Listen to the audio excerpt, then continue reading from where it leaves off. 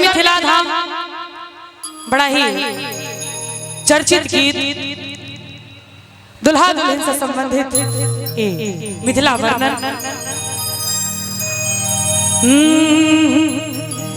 एहन सुंदर मिथिला धाम दोसर पायब कोन ठाम।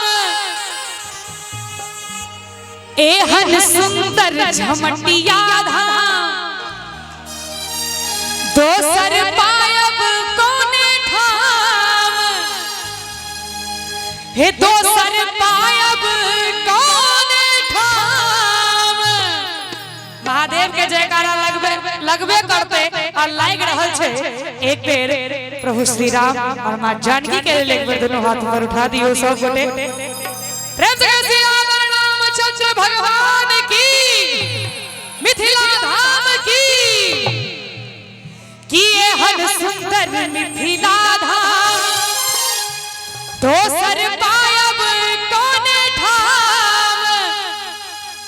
ए दोसर पायब कोन ठाम। सब गोटे ताली बजा कर हे दुल्हा दुल्हन सीताराम जनकपुर में। हे दुल्हा दुल्हन सीताराम जनकपुर में।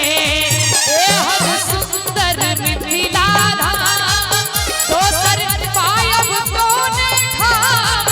दोसर पायब कोन ठाम। दुल्हा दुल्हन सीताराम जनकपुर में। ए दुल्हा दुल्हन सीताराम जनकपुर में।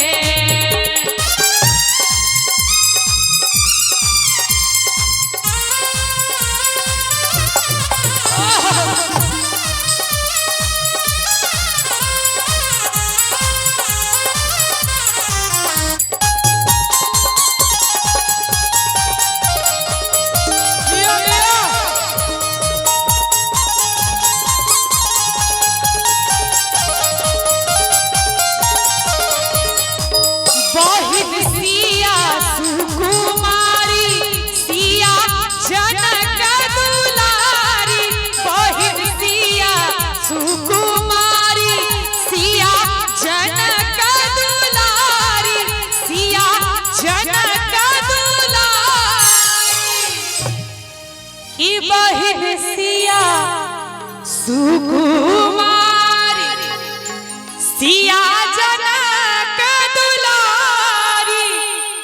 सिया जनक दुलारी तैं रघुवर कैलन ससुरारी जनकपुर में। ए रघुवर कैलन ससुरारी जनकपुर में।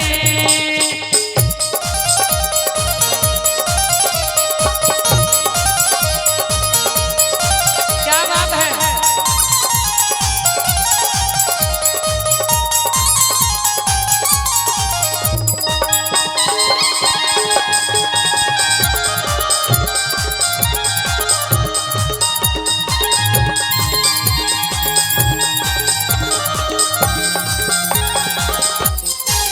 हम नहीं करबै ककरो आस जखन मिथिला हमर वास। हम नहीं करबै ककरो आस जखन मिथिला हमर वास। जखन मिथिला हमर वास। हमर बहिन बसे खास जनकपुर में। ए हमर बहिन बसे खास जनकपुर में। एहन सुंदर गीतक फरमाइश हमर भाई केलक है। हाँ आई के बाद अही में एक गीत हमरा मन होइया सुनावा के दुलै। उगना बन खटलन शंकर नौकरी जाहि धाम। ओ मोर मिथिला नगरी। उगना बन खटलन शंकर नौकरी जाहि धाम। ओ मोर मिथिला नगरी।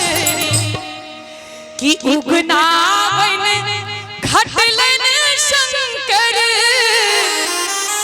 नौकरी जाहि ठाम और मिथिला नगरी जग जननी सिया के जय गाम और मिथिला नगरी जग जननी सिया के जय गाम और मिथिला नगरी उगना बन घटलन शंकर नौकरी जाहि ठाम और मिथिला नगरी उगना बन घटलन शंकर नौकरी जाहि ठाम और मिथिला नगरी। जिनका जिनका मैथिल हो पर गर्व हुए सहटा ताली बजेबे नहीं तो बजबा के कोनो काज नहीं।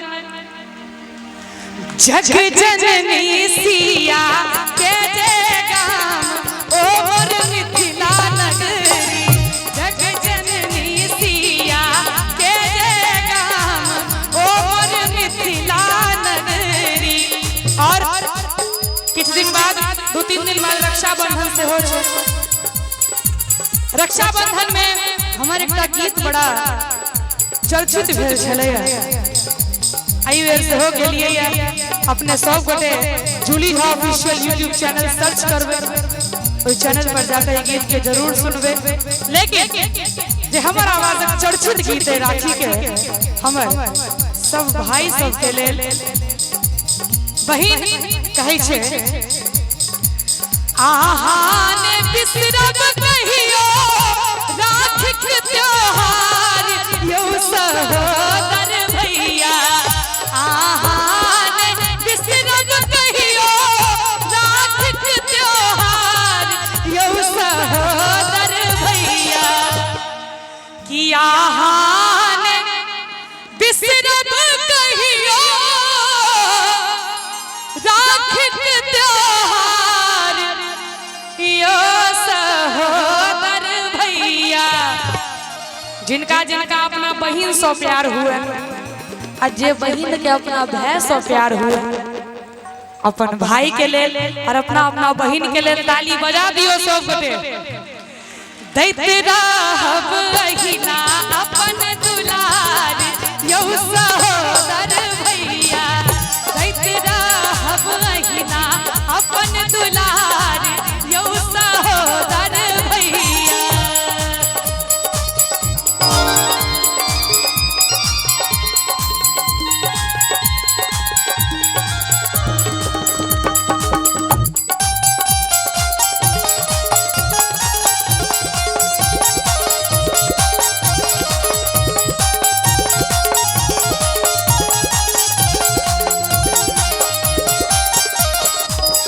जहिना सुभद्रा लेला भेलखिन कन्हैया यौ सहोदर भैया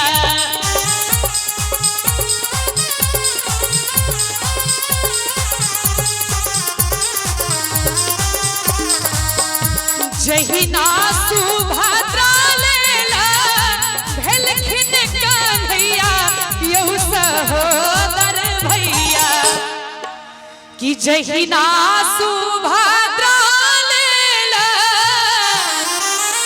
भेलखिन कन्हैया यौ सहोदर भैया तहिना तहिना आहा पर अछि अधिकार यौ सहोदर भैया तहिना आहा पर अछि अधिकार यौ सहोदर भैया दैत रहब अहिना अपन दुलार यौ सहोदर भैया दैत रहब अहिना अपन दुलार यौ सहोदर भैया दैत रहब अहिना अपन दुलार यौ सहोदर भैया।